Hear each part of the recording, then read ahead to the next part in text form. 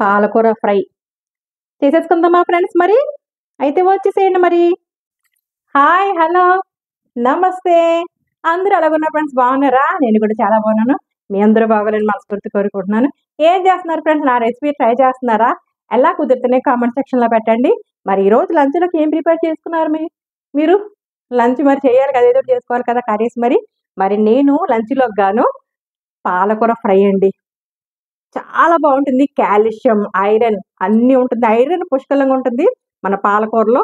మరి ఏ విధంగా కానీ ఫ్రై కానీ పప్పులో కానీ వేసుకుని తిన్నా కూడా మనకి శరీరానికి, బాడీకి మరి న్యూట్రిషన్ వాల్యూస్ అందుతాయి. ఐరన్ చాలా ఎక్కువ ఉంది కాబట్టి కంటెంట్ లేడీస్కి కూడా, అందరికీ, లేడీస్ కానీ కదా అందరికీ కూడా పాలకూర చాలా మంచిది. మరి పాలకూర ఫ్రై చేసేసుకుందామా?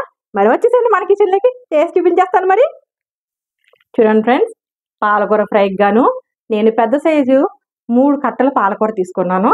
ఇప్పుడు దీన్ని శుభ్రంగా కడుక్కొని కోసుకొని నెక్స్ట్ ప్రాసెస్లోకి వెళ్ళిపోదాం. చూడండి ఫ్రెండ్స్, 3 కట్టల పాలకూర తీసుకున్నాం కదా, శుభ్రంగా కడుక్కొని ఇలాగ చిన్న చిన్న ముక్కలు కోసి పెట్టుకున్నాం అనమాట. ముందు కడిగేసుకుని మట్టి అది ఉంటుంది కదా, తర్వాత చిన్న చిన్న ముక్కల కింద కోసి పెట్టుకున్నాం. నెక్స్ట్ ప్రాసెస్లోకి వెళ్ళిపోదాం. స్టవ్ వెలిగించుకున్నాను ఫ్రెండ్స్. ఇదిగో ఒక ప్యాన్ తీసుకున్నాను. ఇప్పుడు 3 టేబుల్ స్పూన్స్ ఆయిల్ వేసుకుంటున్నాను ఫ్రై చేసుకోవడానికి. పాలకూర ఫ్రై ఆయిల్ హీట్ ఎక్కింది. 1 టేబుల్ స్పూను పచ్చిశనగపప్పు, 1 టేబుల్ స్పూను మినప్పప్పు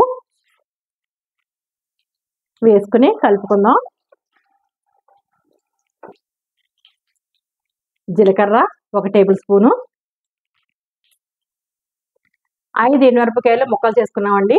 1 వెల్లుల్లిపాయ పాయ తీసుకుందాం. ఇందులో వెల్లుల్లిపాయ వేసుకుంటే చాలా బాగుంటుంది అనమాట. మన ఫ్రైలోను వేసేసుకుందాం. వేసి కలుపుకుందాం బాగా. కరివేపాకు 3 రెమ్మలు తీసుకుని శుభ్రంగా కడుక్కొని అవి కూడా వేసేసుకుందాం. పోపులు బాగా వేగినాయండి. ఇప్పుడు కోసుకున్న పాలకూరని వేసేసుకుందామండి. చాలా మంచిది కదండి పాలకూర, మంచి పోషక విలువలు, అలాగే దీని నిండా ఐరన్ ఉంది కాబట్టి వేసుకుని మనం తింటూ ఉంటే చక్కగా మనకు కూడా ఐరన్ పుష్కలంగా పడుతుంది. ఇప్పుడు 1/2 టేబుల్ స్పూన్ పసుపు వేసుకుందామండి. వేసుకుని మంచిగా కలుపుకుందాం. ఇప్పుడు రుచికి సరిపడినంత సాల్ట్ వేసుకుందామండి. పాలకూరలో ఉప్పు ఉంటుంది కాబట్టి మనం తక్కువగానే వేసుకోవాలి. తర్వాత కావాలితే వేసుకోవచ్చు, లేదంటే కనుక ప్రతి ఆకుకూరలోనూ సాల్ట్ ఉంటుందండి కాబట్టి మనం తక్కువ వేసుకొని తర్వాత కావాలితే కలుపుకోవచ్చు అనమాట. వేయించేసుకుందామండి, ఇలాగా వేపుకుందాం. ఇప్పుడు మూత పెట్టుకొని మనం మగ్గించుకుందామండి.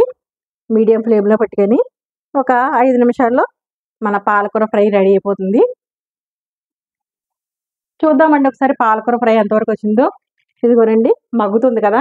ఈ టైంలో మనం ఏం చేయాలంటే ఒక 5-6 వెల్లుల్లిపాయలని పొట్టు తీసుకొని ఇందులో వేసుకోవాలండి. చాలా మంచిది అనమాట. ఆకుకూరలో వెల్లుల్లిపాయలు వేసుకున్నట్టయితే కనుక చాలా మంచిది, ఆరోగ్యానికి కూడా చాలా మంచిది కదండి. మనం తినేటప్పుడు కూడా మంచిగా తగులుతూ ఉంటాయి కదా ఆకుకూరలో. ఇదిగో ఇంతేనండి. ఒక్క అర నిమిషం ఉన్నాక మనం స్టవ్ ఆఫ్ చేసేసుకుందాం. అయిపోయిందండి మన పాలకూర ఫ్రై. ఇక చూడండి, దగ్గరగా చూపిస్తున్నాను, ఎంత కలర్ఫుల్గా ఉందో అంతే టేస్టీగా ఉంటుంది. ఇప్పుడు స్టవ్ ఆఫ్ చేసేసుకొని డిష్ ఆఫ్ చేసేసుకుందాం. మరి మన పాలకూర ఫ్రై రెడీ అయిపోయింది. పాలకూర ఫ్రై కనిపిస్తుంది కదా, ఎంత ఈజీగా తయారు చేసుకున్నామో అంతే పోషక విలువలున్నాయి తినండాను.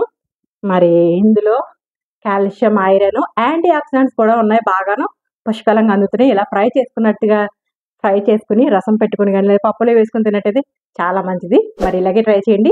మీకు ఎలా కుదిరింది కామెంట్ సెక్షన్ పెట్టండి. అంతకన్నా ముందు ఫస్ట్ టైం కనుక నా ఛానల్ చూసినట్టయితే లైక్ చేయండి, షేర్ చేయండి, సబ్స్క్రైబ్ చేసుకోండి ఫ్రెండ్స్. పక్కన బెల్ బటన్ టచ్ చేయండి, ఆల్ అని వస్తుంది. ఆల్ కూడా టచ్ చేసినట్టయితే కానీ నేను పెట్టిన ప్రతి వీడియో నోటిఫికేషన్ రూపంలో వస్తుంది ఫ్రెండ్స్. మరి టేస్ట్ చేయట్లేదు, మరి ఇక్కడితో వీడియో ఎండ్ చేస్తున్నాను. మరి ఒక రెసిపీతో మీ ముందుకు వస్తాను. మరి అంతవరకు బాయ్ బాయ్ ఫ్రెండ్స్.